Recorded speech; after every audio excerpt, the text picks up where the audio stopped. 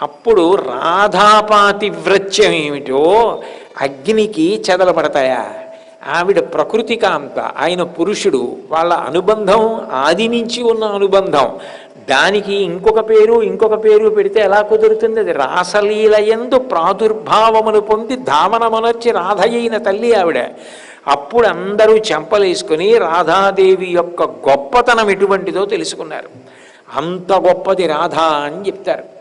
అంటే సాక్షాత్ ప్రకృతి కాంత కృష్ణ పరమాత్మ యొక్క ఎడమ వైపు నుంచి వచ్చింది. కృష్ణుడి పాదాలు నిజానికి ఎక్కడుంటాయంటారంటే ఎప్పుడు రాధ గుండెల్లో ఉంటాయిట. రాధ గుండెల్లో ఎందుకు ఉంటాయంటే ఉపాసన చేసి ఆరాధన చేసి కృష్ణపాదములను తన హృదయమునందు పెట్టుకుందిట. దానికి పురాణంలో ఒక విచిత్రమైన కథ ఒకటి చెప్తారు. ఒకప్పుడు రాధాదేవి గోకులానికి వచ్చింది. అది కురుక్షేత్ర యుద్ధం అయిపోయిన తర్వాత జరిగినటువంటి విశేషం. గోపకాంతలందరూ ఏం చేశారంటే ఆవిడకి ఏదో ఆహారం పెట్టారు. ఇందులో రాధ ఎవరు అని అడిగింది రుక్మిణీదేవి. అదిగో నల్ల బట్టలు కట్టుకున్న ఆవిడ రాధ అన్నారు. వేడి పాలు తెచ్చి తొందరపాటున గమనించకుండా రాధకిచ్చి తాగమ్మ తాగు తాగు అంది.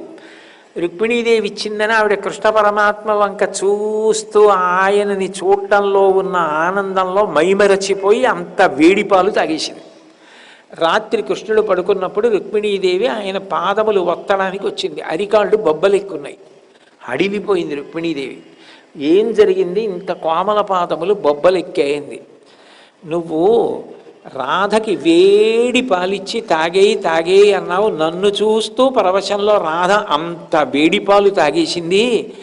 ఆవిడ హృదయమునందు నా పాదములున్నాయి. ఆ వేడి పాలు తగిలి నా కాళ్ళు